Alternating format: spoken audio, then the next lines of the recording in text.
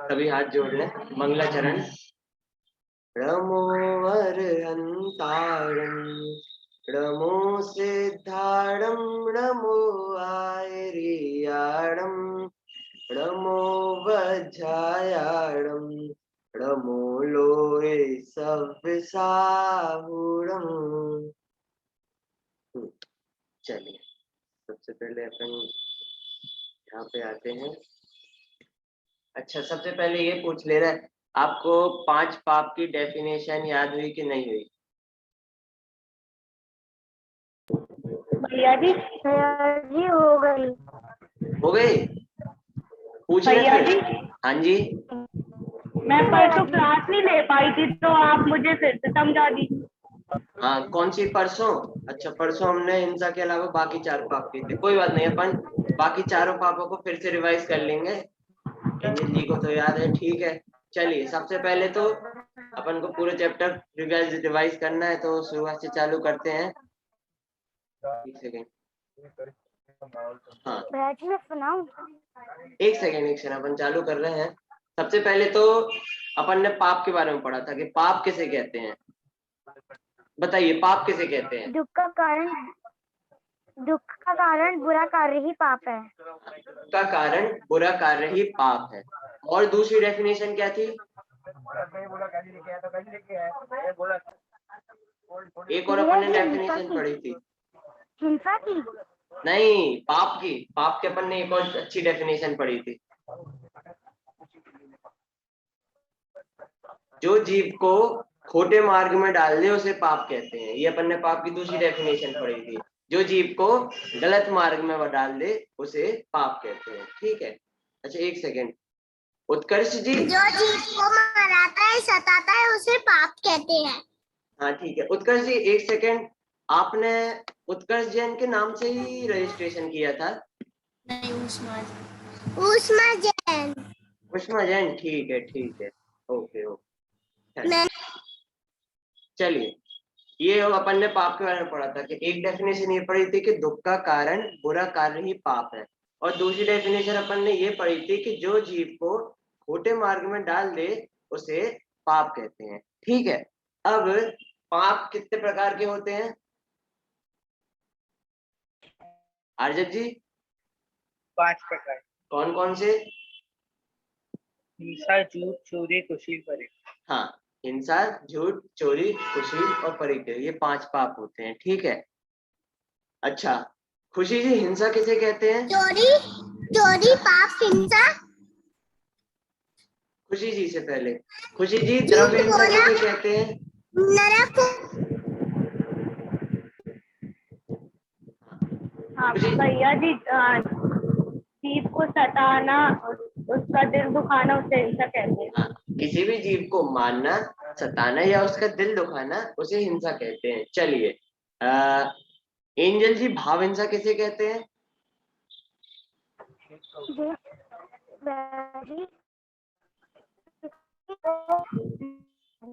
कोई बात नहीं, आपका नेटवर्क थोड़ा सा अभी स्लो चल रहा है, किसी और से पूछ ले रहे हैं। आर्यव जी, भाव हिंसा किसे कहते हैं, बताएंगे आप? भाव हिंसा इजी है, मतलब द्रव्य हिंसा की परिभाषा में बस भाव शब्द लगा है। मारना, सताना, किसी को दुख पहुंचाना, उसका भाव करना, उससे हाँ, भाव। किसी जीव को मारने का, सताने का या उसका दिल दुखाने का भाव करना, उसको भाव हिंसा कहते हैं, ठीक है। अब अपन ने पिछली क्लास में बाकी 4 पापों भैया को जी, पढ़ा। हाँ जी, भैया जी, आपने तो बताया था कि आत्मा में मोह राग द्वेष हाँ का भाव रख। सही। ये जो डेफिनेशन पढ़ी थी ना, ये दोनों डेफिनेशन एक सी हैं। मतलब किसी जीव को मारना, सताना या उसका दिल दुखाने का भाव, ये भाव ही मोह राग द्वेष भाव है। तो आत्मा में मोह राग द्वेष भाव उत्पन्न हुए, वो भी भाव हिंसा है। और किसी जीव को मारने, सताने या उसके दिल दुखाने का भाव करना, वो भी भाव हिंसा है। दोनों डेफिनेशन का मीनिंग एक ही है, क्योंकि हम अगर किसी को मारने, सताने का भाव कर रहे हैं तो वो भाव मोह राग द्वेष भाव ही होंगे, इनके अलावा और कोई भाव नहीं होंगे। तो दोनों की डेफिनेशन का मतलब एक ही है, ठीक है। अब अगला पाप से अपन थोड़ा थोड़ा पढ़ते जाएंगे, ताकि जो पिछली क्लास में नहीं आया था उनको भी समझ में आ जाए। सबसे पहले अपन ने देखा था कि झूठ किसे कहते हैं?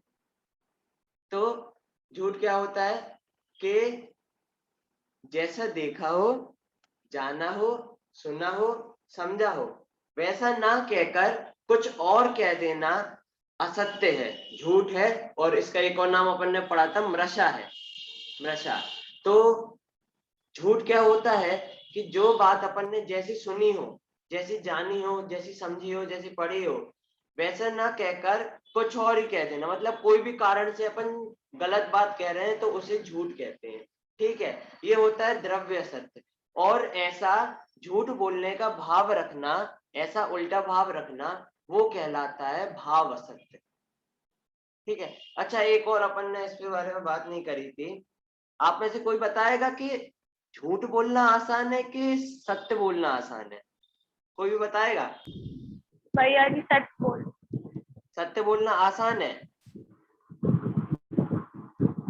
पक्का एक बार डिसाइड कर लेना, वरना फिर बाद में गलत हो जाए आपका आंसर। झूठ बोलना आसान है कि सत्य बोलना आसान है? सत्य बोलना। सत्य बोलना आसान है, पक्का? गलत आंसर। हाँ भैया जी।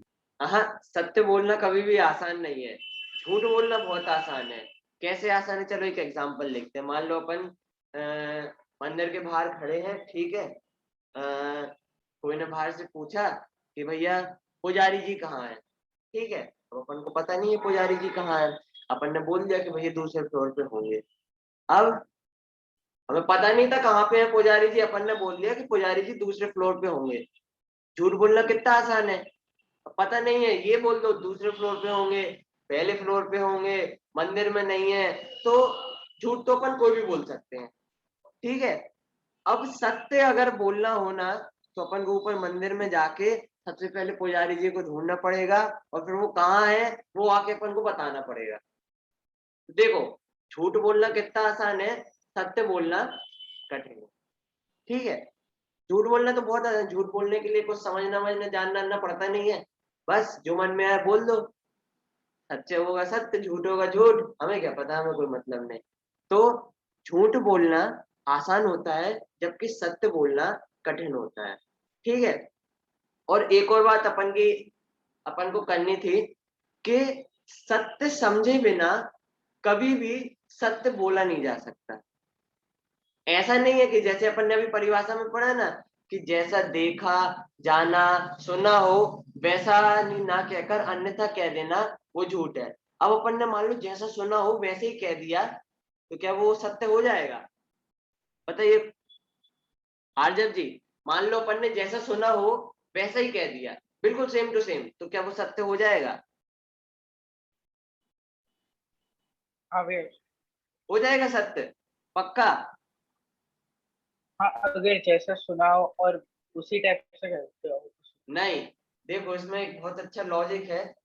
देखो, मान लो अपन ने जैसा सुना हो वैसा ही बोल दिया, और अपन ने ये नहीं देखा कि जो अपन ने सुना है वो सही भी है कि नहीं है। अपन ने बिना परीक्षा करे, बिना समझे, बिना जो सुना है वो बोल दिया ना, तो वो भी असत्य की कैटेगरी में आएगा। क्यों? अब मान लो उसने जो बोला हो, अपन ने तो सुना, वो सुना, उसने जो बोला हो वो सही बात हुई ना, और अपन ने बिना सोचे समझे जैसा सुना था वैसे ही बोल दिया, तो वो भी झूठ ही कहलाता है, सत्य नहीं कहलाता। इसलिए अब एक बात हमेशा ध्यान में रखनी चाहिए अपन को, कि सत्य को समझे बिना कभी भी सत्य नहीं बोला जा सकता। सत्य को समझे बिना कभी भी सत्य नहीं बोला जा सकता। इसीलिए कभी भी अपन ऐसी जैसा सुना हो या फिर जैसा देखा हो वैसा अपन को कहना तो चाहिए, लेकिन पहले अपन को समझना चाहिए कि जैसा हमने देखा जाना सुना है वो सही है कि नहीं है। मान लो अपन ने जैसा देखा जाना सुना हो, ठीक है, मान लो वो गलत निकले और फिर अपन वही आगे बोल रहे हैं, तो वो सत्य थोड़ी ना होगा, वो तो झूठ ही होगा। इसीलिए सत्य समझने से, सत्य बोलने से पहले सत्य समझना आवश्यक है। ऐसा ऐसा पूरा सेंटेंस उसमें भी है, बालबोध पाठमाला 2 के पाप वाले चैप्टर में। वहां पे ऐसा पूरा स्टेटमेंट है कि सत्य समझे बिना हमें कभी भी ऐसा सत्य बोल नहीं सकते अपन। इसलिए हमेशा सत्य बोलने के लिए सत्य समझना आवश्यक है। ठीक है, समझ में आया ये? सेंटेंस सबको समझ में आया कि सत्य समझे बिना अपन कभी भी सत्य नहीं बोल सकते। हाँ ठीक है, भैया। तो ये होते हैं द्रव्य असत्य और भाव असत्य, कि जैसा देखा जाना समझा सुना हो वैसा ना कहकर अन्यथा कहना, ये झूठ है, द्रव्य झूठ है। और हम ऐसा झूठ तो नहीं बोल पाए, लेकिन ऐसे झूठ बोलने का गलत भाव रखना, वो भाव असत्य। ठीक है, अब अगला पाप है चोरी। ठीक है, चोरी का क्या पढ़ा था अपन ने? चोरी की डेफिनेशन कौन बताएगा? पहले मैं बताऊं, हाँ बताइए एंजल जी। किसी की रखी हुई, पड़ी हुई या भूली हुई चीज को उसको लेने के भाव करना, या फिर उसको लेना वो है, चोरी है। हाँ, दोनों की परिभाषा बोल दी। हम आपसे सिर्फ द्रव्य चोरी की परिभाषा पूछ रहे थे, आपने भाव की भी एक साथ बोल ली। चलो बढ़िया है।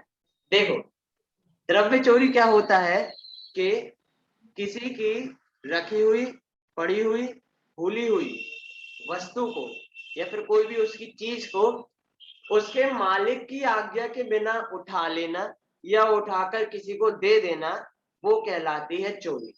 ठीक है, ये होती है द्रव्य चोरी। देखो, द्रव्य चोरी में अपन एक्चुअल चोरी करते हैं। ठीक है, द्रव्य चोरी में एक्चुअल चोरी होती है। और भाव चोरी क्या होती है? भाव चोरी में बस चोरी के भाव होते हैं, कि किसी की डली हुई, पड़ी हुई, भूली हुई, रखी हुई वस्तु हो और अपन को उसको उठाने के, उसको उठा के कहीं और ले जाने के भाव होते हैं, तो वो कहलाती है भाव चोरी। ठीक है, अपन ने पिछली क्लास में इसमें एक अच्छा पॉइंट डिस्कस किया था। मान लो रास्ते पे किसी का पर्स डला है। ठीक है, रास्ते में किसी का पर्स डला है, तो अच्छे बच्चों को स्कूल में ये सिखाया जाता है कि वो पर्स को कहाँ लाके ले जाके दे देना। क्यों? कहाँ ले पुलिस जाके? स्टेशन। हाँ, पुलिस स्टेशन ले जाके दे देना, बिल्कुल सही। सबको ये सिखाया जाता है कि पुलिस स्टेशन ले जाके दे देना। अब मान लो जिसका पर्स खोया हो, उसको यही नहीं पता कि मेरा पर्स पुलिस स्टेशन में, उसने पुलिस स्टेशन में जाके भी नहीं देखा, फिर उस समय पे फिर अपन पे उसके पर्स की चोरी का भाव, चोरी का पाप लगेगा। ठीक है, और अगर अपन उस पर्स को जहां डला है वहीं छोड़ दें, कुछ नहीं करना अपन को उसके साथ, अपन को उस पर्स के साथ कुछ नहीं करना, वो अपना है भी नहीं, अपन को कुछ लेना देना भी नहीं, अपन को कुछ नहीं करना, वो पर्स जैसा है वैसे ही छोड़ दो। जिसका गुमा होगा वो वहीं देखते हुए आएगा, उसको मिल जाएगा, तो उस समय फिर अपन को चोरी का पाप नहीं लगेगा। इसीलिए ऐसे भी जब भी कंडीशन बने तो अपन को ऐसा करना चाहिए कि अपन उससे कोई मतलब ही नहीं रखें, क्योंकि वो अपना भी नहीं है, और मान लो जिसका है उसको बाद में मिला नहीं, तो फिर अपन पे चोरी का पाप लग सकता है। तो ये छोटी सी बात चोरी में ध्यान देने की है। भैया जी, हाँ जी। अगर अपन पुलिस स्टेशन में दे दें तो भी पाप पड़ेगा? नहीं, ऐसे तो पुलिस स्टेशन में मान लो अपन ने दे दिया तो पाप नहीं पड़ेगा, लेकिन मान लीजिए खुशी जी आपका पर्स चोरी हो गया, आपका पर्स ऐसे गुम गया और मैंने जाके पुलिस स्टेशन में दे दिया। अब आपको, आप पुलिस स्टेशन भी नहीं जा पाए, या फिर मान लो पुलिस स्टेशन में किसी ने रख लिया आपका पर्स और आपको रास्ते में भी वो पर्स नहीं मिला, तो उस पर्स के घूमने का, चोरी करने का पाप हम पे आएगा, और हम पे नहीं आएगा तो वो पुलिस वाले पे आएगा। तो दोनों जनों पे चोरी का पाप आ सकता है। तो इससे अच्छा क्या करूंगा मैं वो पर्स वहीं डाले रहने दूंगा। आप ढूंढते हुए वहां पर्स ढूंढते हुए आएंगी और आपको वो पर्स मिल जाएगा, तो ना तो किसी पे चोरी का पाप आएगा, ना कोई और पाप लगेगा, और आपको अपना पर्स और मिल जाएगा। तो इस हिसाब से, और मान लो कि मैंने पुलिस स्टेशन में जाके दे दिया और आप भी पुलिस स्टेशन जाके अपना पर्स लेके आ गए, तो ना तो हमें चोरी का पाप लगेगा ना किसी और को चोरी का पाप लगेगा। लेकिन मान लो आपको बाद में अपना पर्स नहीं मिला, आप पुलिस स्टेशन में नहीं जा पाए, तब मुझे चोरी का पाप लग सकता है। तो इस दोनों कंडीशन समझना, अपन दोनों कंडीशन से समझ सकते हैं। ठीक है, आगे खुशी जी समझ में? हाँ भैया। चलो बढ़िया। देखो, समझ में ना आए ना तो पूछते जाना। ये हो गया चोरी का पाप। अब भैया जी, मुझे झूठ झूठ के बारे में कुछ पूछना था। हाँ, पूछिए पूछिए। अगर अपन झूठ बोल रहे उसमें किसी का भला हो रहा है तो पाप पड़ेगा? हाँ, ये बहुत अच्छा क्वेश्चन है कि मान लो अपन झूठ बोल रहे हैं, उससे किसी का भला हो रहा है, तो क्या पाप पड़ेगा? कि नहीं, नहीं पड़ेगा। अगर झूठ बोल रहे हैं और उससे किसी का भला हो रहा हो, किसी का अच्छा हो रहा हो, तो हाँ, उससे अपन को पाप नहीं पड़ेगा। लेकिन ये बात भी इससे निकलती है कि या अगर अपन सत्य बोल रहे हैं और उस सत्य से किसी का दिल दुख रहा है, तो कहीं कहीं फिर वो भी झूठ की कैटेगरी में आ सकता है। ठीक है, तो ऐसे दोनों बातें निकाल सकते हैं अपन इसमें से। ठीक है, किसी का भला हो रहा हो तो झूठ को भी अपन सत्य कह सकते हैं, और किसी का बुरा हो रहा हो तो फिर अपन सत्य को भी झूठ कह सकते हैं। ठीक है, हाँ। चलिए, हिंसा, झूठ, चोरी, ये 3 पाप अपने हो गए। अब अगला पाप है कुशील। कुशील भी 2 प्रकार का है, द्रव्य कुशील और पाप भाव कुशील। सबसे पहले द्रव्य कुशील क्या है कि पराई माँ बहन को बुरी निगाह से देखना, उनसे छेड़छाड़ करना, वो होता है द्रव्य कुशील। और ऐसी पराई माँ बहन को बुरी निगाह से देखने का भाव, उनसे छेड़छाड़ करने का भाव, ये होता है भाव कुशील। ऐसे ही कुशील पाप भी 2 प्रकार का होता है। द्रव्य कुशील क्या होता है कि सबसे पहले पराई माँ बहन को बुरी निगाह से देखना, उनसे छेड़छाड़ करना, ये तो द्रव्य कुशील होता है क्योंकि इसमें एक्चुअल अपन क्रिया करते हैं। और भाव कुशील क्या होता है कि ऐसे गंदे भाव रखना, ऐसे पराई माँ बहन को बुरी निगाह से देखने के भाव रखना, उनसे छेड़छाड़ करने के भाव रखना, ये होता है भाव कुशील। आसान है, द्रव्य कुशील और भाव कुशील। ठीक है, हाँ। अब होता है, आता है सबसे मेन पाप, परिग्रह। इसको सबसे मेन पाप क्यों बोला हमने? क्योंकि जगत में परिग्रह को कोई पाप नहीं मानता। अब आप बताइए कि अपने यहाँ का मुकेश अंबानी है, इतना अमीर है, इतना परिग्रह करके बैठा है, अपन उसको पापी कहते हैं क्या? नहीं भैया। नहीं कहते। अब कोई अगर हिंसा कर रहा हो, किसी ने किसी का मर्डर किया हो, तो हाँ अपन उसको पापी बोलते हैं, उसको जेल में सजा मिलती है। और किसी ने मान लो झूठ बोला हो, तो अपन उसको भी पापी कहते हैं। ठीक है, उसको भी सजा मिलती है, उसको समाज तो उसका बहिष्कार कर देती है, लोग उसको मानते नहीं है, ये झूठा है, ऐसा है, तो झूठ को भी पाप मानते हैं। कोई चोरी करता है तो उसको वैसी सजा मिलती है, उसको जेल होती है अच्छी टाइम तक, चोरी करने वाले को भी सजा मिलती है, और कुशील करने वाले को भी सजा मिलती है, अपन रोज न्यूज वगैरह में भी देखते हैं। लेकिन जो परिग्रह पाप करने वाला है ना, उसको सजा मिलने की बात तो दूर की, कोई उसको पापी नहीं मानता। बताओ, अपन मुकेश अंबानी को पापी कहते हैं? नहीं कहते। अभी दुनिया का सबसे अमीर आदमी है जो बिल गेट्स है, जेफ बेजोस है, ऐसे कितने अमीर अमीर आदमी, अपन उनको पापी कहते हैं क्या? कभी अपन, हाँ हाँ, चल गई वो तेरी करेक्ट टाइम पे चली है। अपन उनको कभी भी पापी नहीं कहते। तो तो परिग्रह को पाप समझना बहुत जरूरी है। क्या होता है परिग्रह, वो पढ़ते हैं। द्रव्य परिग्रह क्या होता है कि अनाप शनाप रुपया पैसा संग्रह करना परिग्रह। ठीक है, यहाँ मेन समझने वाली बात यह है कि अनाप शनाप लिखा है, मतलब जरूरत से ज्यादा कुछ भी इकट्ठा करना, वो सब परिग्रह है। कुछ भी में सब आ जाएगा कि जरूरत से ज्यादा मोबाइल हो, जरूरत से ज्यादा कपड़े हो, जरूरत से ज्यादा जूते हो, जरूरत से ज्यादा कुछ भी, जरूरत से ज्यादा रुपया पैसा हो, जरूरत से ज्यादा कुछ भी अगर इकट्ठा करते हैं तो वो सब परिग्रह में आता है। ये देखो यहाँ पे लिखा भी है कि आवश्यकता से अधिक धन संचय भी पाप है, क्योंकि इससे सभी लोगों में धन का समान बंटवारा न होने से समाज में गरीबी तथा दुख फैलता है। ठीक है, हाँ, आवश्यकता से अधिक गाड़ी मकान धन होने का भाव रखना मातृ परिग्रह, ये भाव परिग्रह की बात आ गई कि जरूरत से अधिक गाड़ी मकान धन होने का भाव रखना भी भाव परिग्रह है। देखो, भाव परिग्रह हर कोई कर सकता है, हर कोई करता ही है। देखो, द्रव्य परिग्रह हर कोई नहीं कर सकता भैया। जो भिखारी है वो ऐसे द्रव्य परिग्रह कभी भी नहीं कर सकता कि मेरे पास बहुत सारा पैसा हो जाए, मेरे पास बहुत सारे कपड़े हो जाए। तो द्रव्य परिग्रह हर कोई नहीं कर सकता, लेकिन भाव परिग्रह है ना, वो हर कोई कर सकता है। कि जैसे मान लो कोई सड़क पर बैठा भिखारी हो ना, वो भी ऐसे सपने देख सकता है कि हाँ मेरे पास अच्छी सारी गाड़ियां हो, मेरे पास अच्छे सारे मकान हो, मेरे पास अच्छे सारे कपड़े हो। लेकिन वो द्रव्य परिग्रह थोड़ी ना कर सकता, वो ऐसा असलियत में इकट्ठा नहीं कर सकता। तो द्रव्य परिग्रह हर कोई नहीं कर सकता, भाव परिग्रह हर कोई कर सकता है। ठीक है, इस प्रकार ये द्रव्य परिग्रह और भाव परिग्रह की बात कही। द्रव्य परिग्रह क्या होता है खुशी जी?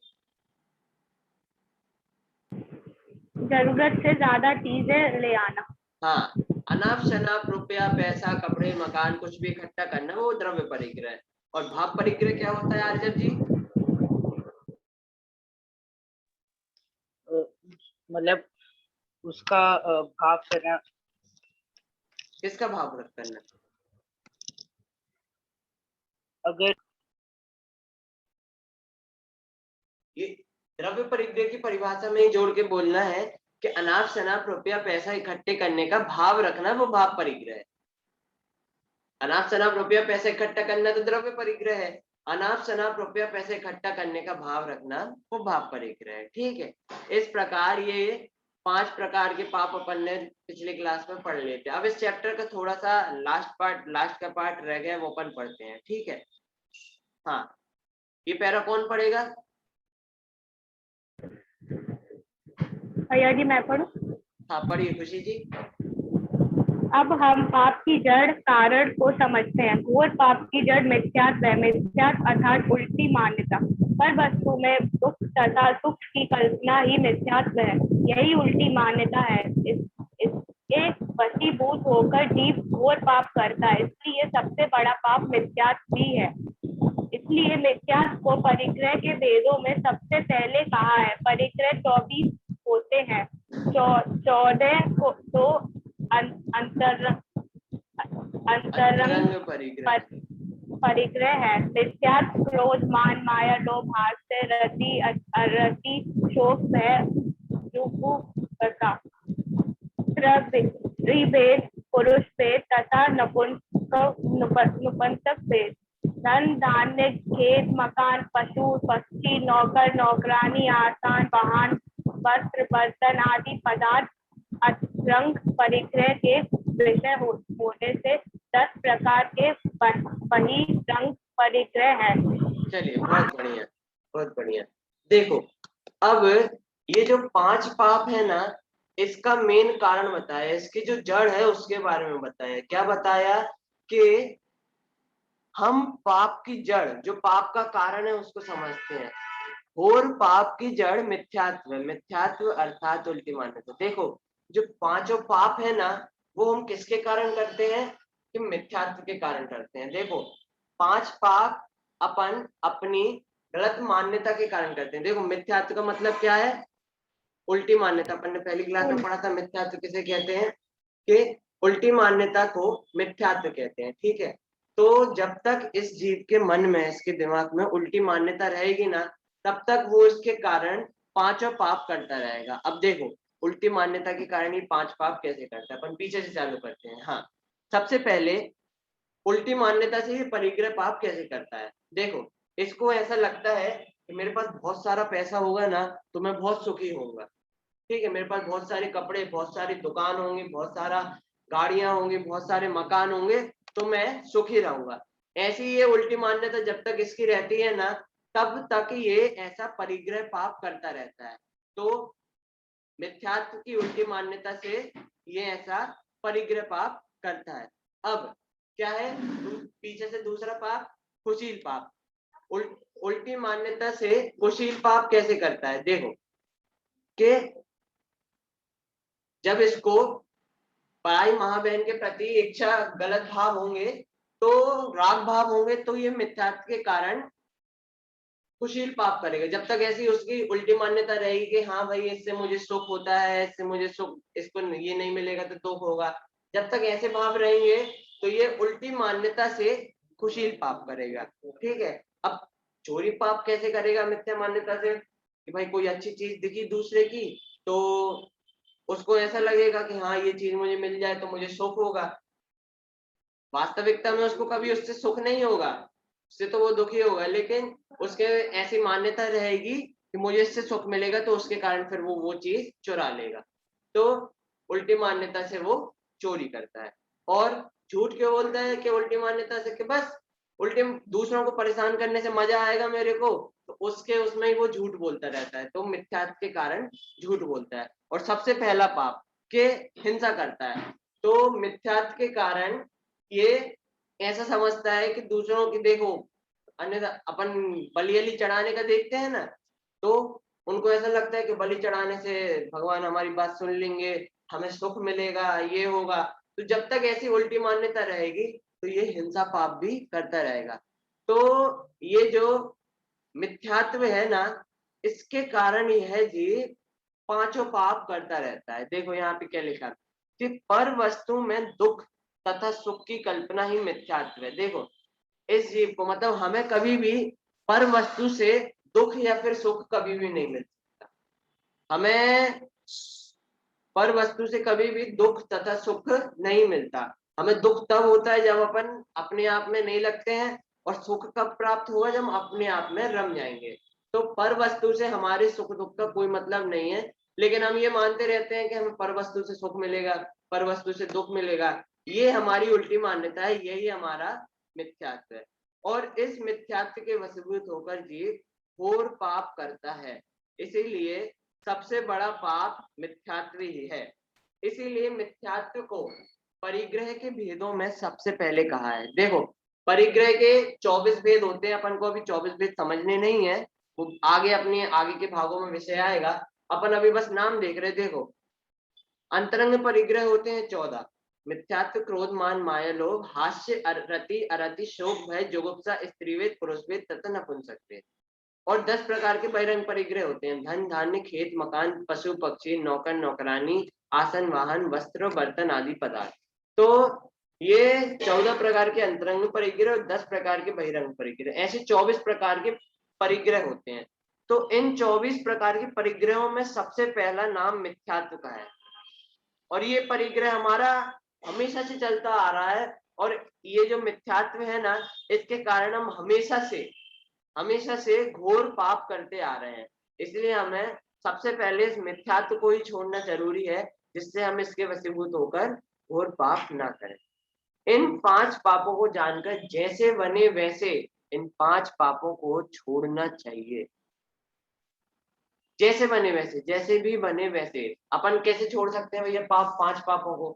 कि भैया हमें कभी भी बिना छना पानी नहीं पीना चाहिए, हम रास्ते में चले तो हमेशा हम रास्ता देखते हुए चलें, कोई जीव हमारे पैरों के नीचे नहीं आए। ऐसी अपन छोटी बड़ी बातों को देखते हुए चलेंगे तो अपन इन 5 पापों से बच सकते हैं। ठीक है, अब देख लिए इसमें अंतिम जो शिक्षा लिखी वो और पढ़ते हैं। शिक्षा, जैन धर्म में तो यह परंपरा है कि पहले बड़े पाप को हटाया जाए, इसलिए 5 पापों से बड़ा पाप मिथ्यात्व जानकर पहले मिथ्यात्व को छुड़ाया है। ठीक है, देखो इन 5 पापों में सबसे बड़ा पाप कौन सा है? मिथ्यात्व है। क्यों है मिथ्यात्व सबसे बड़ा पाप? क्योंकि हम मिथ्यात्व के वश होकर इन बाकी बचे 5 पापों को करते रहते हैं। इसीलिए सबसे पहले हमारी कोशिश ऐसी रहनी चाहिए कि हमें मिथ्यात्व को छोड़ना है। जैसे हमारा मिथ्यात्व छूटेगा तो अपन ये 5 पापों से अपने आप ही हट जाएंगे। ठीक है, ये 5 पाप का चैप्टर सब समझ में आ गया आप तीनों को? कोई क्वेश्चन? भैया जी, हाँ जी, मुझे मिथ्यात्व से पाप कैसे करते हैं ये समझ में नहीं आया। देखो अपन मिथ्यात्व में क्या करते हैं, मिथ्यात्व में अपन ऐसा समझते हैं कि हमें बाहर से सुख और दुख मिलता है। ठीक है, अपन मिथ्यात्व से ऐसा समझते हैं, उल्टी मान्यता वाला रहता है मिथ्यात्व का मतलब। तो अपन ऐसा समझते हैं कि हमें सुख और दुख होता है ना, वो बाहर से होता है, जबकि असलियत ऐसी है कि हमें जो सुख और दुख होता है ना, वो अंदर से ही होता है, आत्मा में ही सुख दुख होता है। बाहर से हमारे सुख दुख का कोई मतलब नहीं है। लेकिन अपन मिथ्यात्व से ऐसा मानते हैं कि हमें बाहर से सुख दुख होता है। ठीक है, अब जब अपन ऐसा मानते हैं कि हमें बाहर से सुख दुख होता है, हमारा अच्छा होता है तो वो बाहर से होता है, हमारा बुरा होता है वो बाहर से होता है, ऐसा जब तक अपन मानते रहेंगे तो अपन इससे फिर पाप करते रहेंगे। कैसे पाप करते रहेंगे? कि जैसे अपन ये मानेंगे कि हमें पैसा हमारे पास रहेगा बहुत तो हम सुखी रहेंगे। ठीक है, अगर हम ऐसा मानेंगे तो अपन पैसे जोड़ने में लग जाएंगे, तो परिग्रह पाप करने लगेंगे। ठीक है, ये मिथ्यात्व के कारण हुआ। मिथ्यात्व के कारण अपन ऐसा मान लेते हैं कि बाहर से अपन को सुख दुख मिलेगा, तो अपन उससे फिर सुख पाने के लिए पैसा जोड़ने लगे, तो ऐसे परिग्रह पाप करने लगे। ऐसे किसी और पाप को ले लो, जैसे चोरी है, अपन को कोई की अच्छी चीज दिखी अच्छी अच्छी चीज देखी, अपन को लगा ये हमारे पास भी होनी चाहिए, हमें इससे अच्छा लगेगा, हमें इससे सुख मिलेगा, तो अपन ने वो चीज चुरा ली।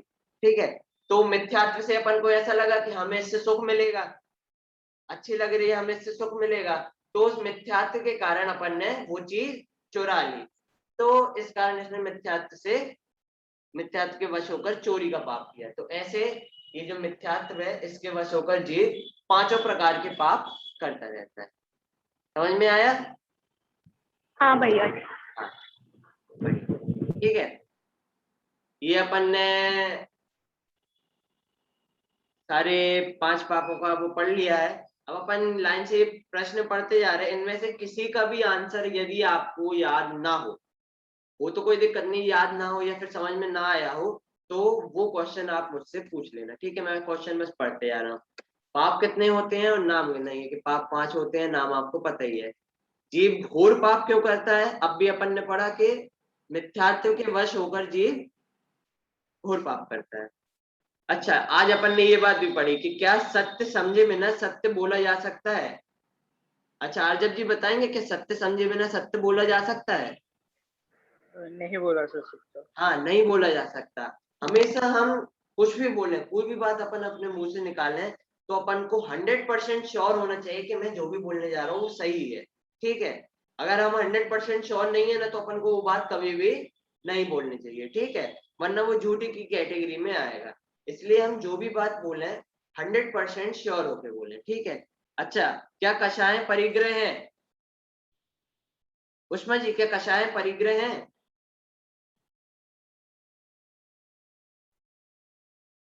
कोई और बताएगा? खुशी जी, क्या कषाय परिग्रह है? हाँ भैया जी।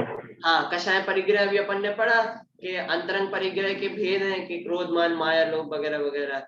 तो ठीक है, द्रव्य हिंसा और भाव हिंसा किसे कहते हैं, ये अपन ने अच्छे से पढ़ ही लिया है। अच्छा, पापों से बचने के लिए क्या करना चाहिए? ये अच्छा क्वेश्चन है। पापों से बचने के भैया लिए, जी मैं बताऊं, हाँ बताइए। हमें मिथ्या छोड़ना पड़ेगा। हाँ, बहुत बढ़िया, बहुत बढ़िया। अपन ने मतलब मेन अपन की क्लास का ये सारांश है कि हमें पापों से बचने के लिए मिथ्यात्व को छोड़ना सबसे जरूरी है, क्योंकि अपन 5 पाप करते किसके वश होके हैं? मिथ्यात्व के वश होकर अपन 5 पाप करते हैं, इसीलिए अपन को मिथ्यात्व को छोड़ना जरूरी है। ठीक है, 5 पाप से बचने के लिए। अच्छा, एक और बात, सबसे बड़ा पाप कौन है और क्यों है?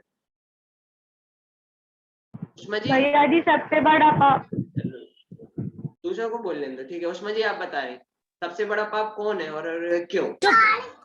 सबसे बड़ा पाप मिथ्यात्व है, क्योंकि उसी के बस हम पूरे पाप करते हैं। हाँ, बहुत बढ़िया।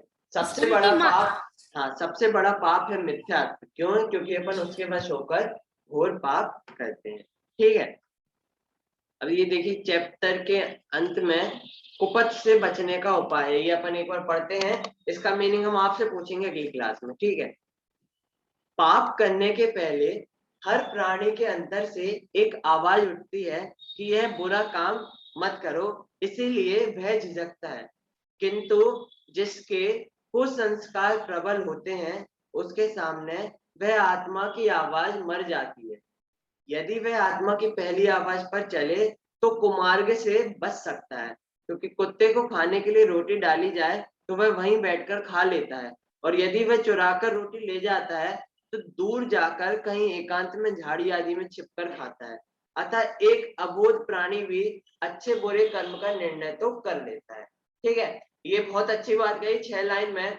आप भी इसको पढ़ के आइएगा, इसके बारे में अपन अगली क्लास में और अच्छे से डिस्कस करते हैं। ठीक है, अभी अपना टाइम भी होने वाला है। इस चैप्टर में कोई क्वेश्चन तो नहीं है आपको? भैया जी, हाँ जी, भैया जी पैसे कमाना भी परिग्रह है, जैसे अपने पापा कमाते हैं पैसे। देखो हमने अभी परिग्रह की डेफिनेशन में क्या पढ़ा था कि अनाप शनाप रुपया पैसा आदि जमा करना। अब अनाप शनाप में कुछ, अनाप शनाप का मतलब क्या है कि जरूरत से ज्यादा।